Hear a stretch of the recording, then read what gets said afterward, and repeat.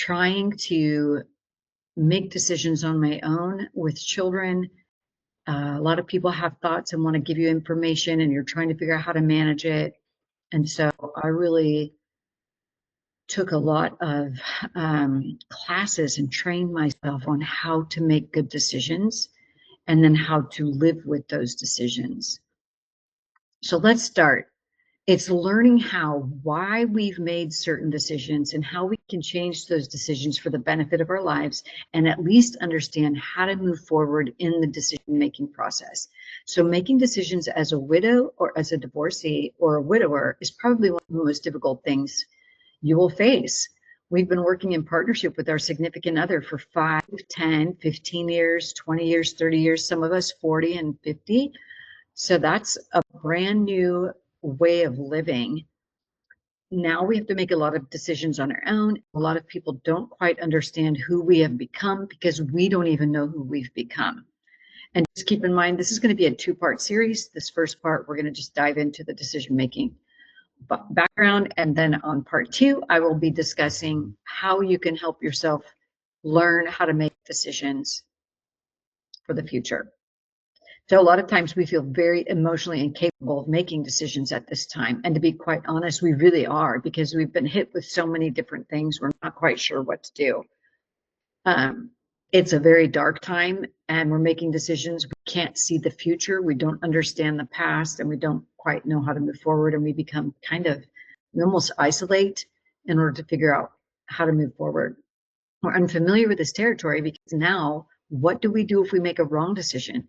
Before, we had somebody to go to and talk with about whatever decisions we were making, even if they're small decisions about going to dinner or what do we do tomorrow or how do we handle the holidays or whatever. So it's a very interesting season. We're unfamiliar with this territory that we're in now. And so when we do make decisions or wrong decisions, what ends up happening is we begin to feel very insecure because we tend to make one poor decision after another. And then in this season, what we're doing is reinforcing bad decision making. So it really affects us emotionally. So a lot of great neurologists and people did some decision making studies. And what they discovered is when our emotions and our feelings are impaired, which is what happens when we're grieving, we have very poor capabilities of decision making. So this kind of strain happens, especially when we have financial decisions to make. This creates a bigger challenge because things end up occurring quickly. And this is why, especially in the class that I teach, newly divorced women or newly widowed, it's very important that we don't make decisions that can impact us for the rest of our lives. And we have a tendency to go out and date. We think we're emotionally ready, and we end up being with somebody that is really not a good fit or the best fit for us, or it can be even harmful because we're not seeing ourselves in an emotionally stable situation. So it's interesting, our minds. And so it's interesting if you really look back even at yourself and you think, have I made a poor decision in the first year? Or did I really take that advice that really the world has given? And that is, don't make a big decision. Don't make a big move. Don't sell your home. Don't start dating until you are emotionally stable. And for some of us who have been single for a long time, like myself, I would have made very poor decisions that first year, but I kept myself grounded and not opening my heart or anything to anybody at that time, or didn't make big decisions during that first year. So I've read it and studied as much as possible to understand decision making and how it impacts us and how it impacts me and how it impacts you. So it's kind of like when you see, if I have the ability, I'll put the screen here, but it's kind of like you see on-ramps and off-ramps, and you're looking from the top down, and you're not quite sure, do I make a left or right? Do I go south? Do I go north, east, or west? And it's so very difficult. So it's like a lot of freeway ramps, and that's how it feels in our minds. And in our hearts, when we're trying to make a decision based on not having all the facts, we don't know which off-ramp to take, and we don't know which direction to go. And it just looks like something we have no control over. And then what ends up happening is we see fog. We have something called brain fog, This is really a phenomenon that happens. I remember when I first lost my husband, just getting on the freeway and driving, I would start shaking, and then I would actually get off the wrong on-ramp or off-ramp. And so, oh my goodness, I thought something was really wrong with me because my mind wasn't in sync with what was going on. And then, but you have all these emotions, all these things happening at the same time. So I'm just here to encourage you that that is normal if you've experienced that. So we end up, what ends up happening is it can be confusing, and we end up inflating a problem, and we tend to focus on the problem and not understand the solution. We haven't necessarily laid out a path to where it helps us to make a decision during this time of grief and a time of loss. So this can be a real challenge for us, as it was for me. So for me, my tendency was to make decisions while in the dark. Spencer Johnson says in his book, Yes or No, we make decisions that are ineffective based on illusions we believe at the time. So sometimes we can live in an illusion. For example, let's just say you receive a large inheritance. You never think that that money is going to run out. You think in your mind, oh, I know I have $200,000 and I can spend this money. I can go on vacation. I can buy these new things. Never thinking about that decision and the impact it might have on your future. So what we want to do is learn to not live in that illusion. We want to face our reality. We want to embrace our reality of grief and walk it out. And then we want to make sure that we make decisions based on who we were in the past.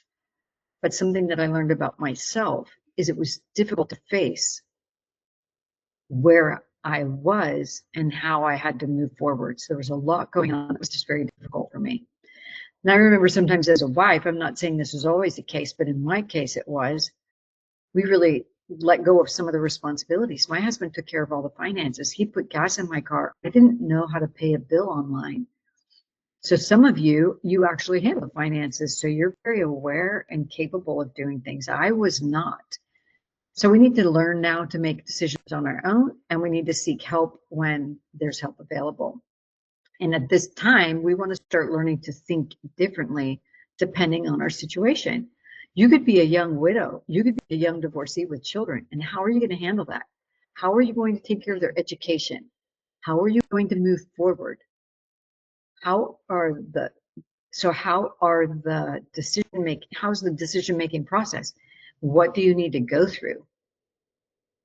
So my recommendation, as I mentioned earlier, is don't do anything the first year. Don't make any big decisions the first year.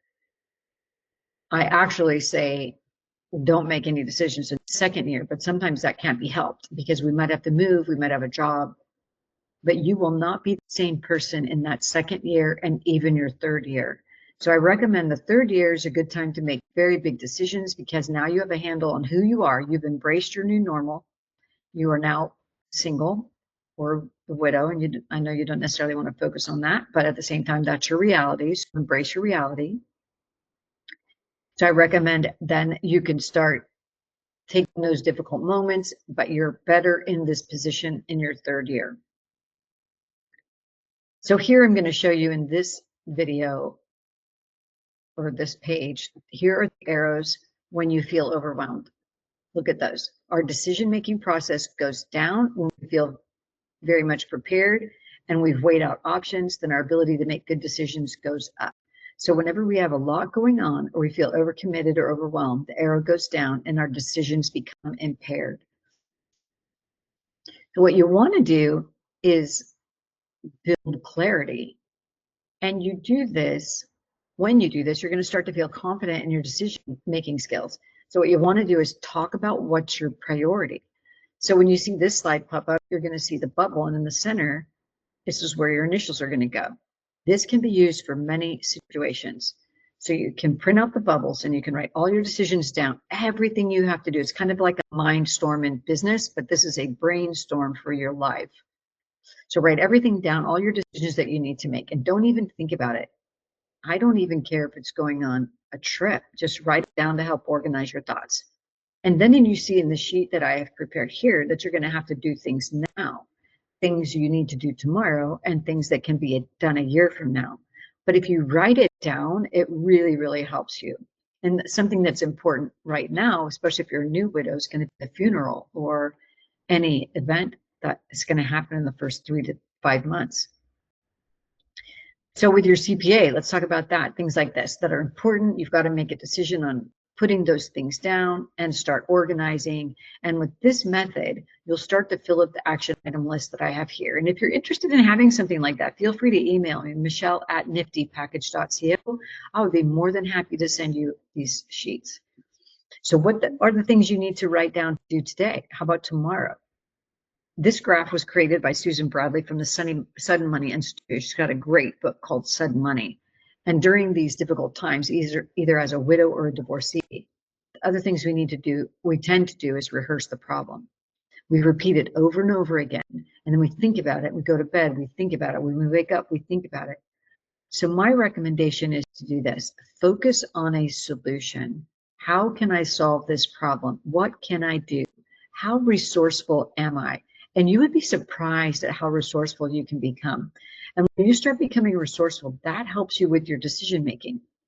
If you don't have enough reserves to make a decision right now, yeah, I say that if I don't, personally, Michelle, if I don't, then I think to myself, okay, you have to say no for this decision because I don't have enough information and I don't feel emotionally ready to make the decision. And that's how I handled the first 3 years, because for me, my entire identity was gone. My job, I became an empty nester, or my unpaid job because I was a volunteer.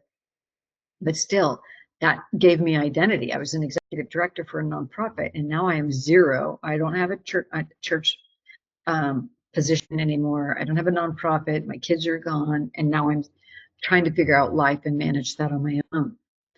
So something that helped me learn to make decisions. How can I help you do something quick?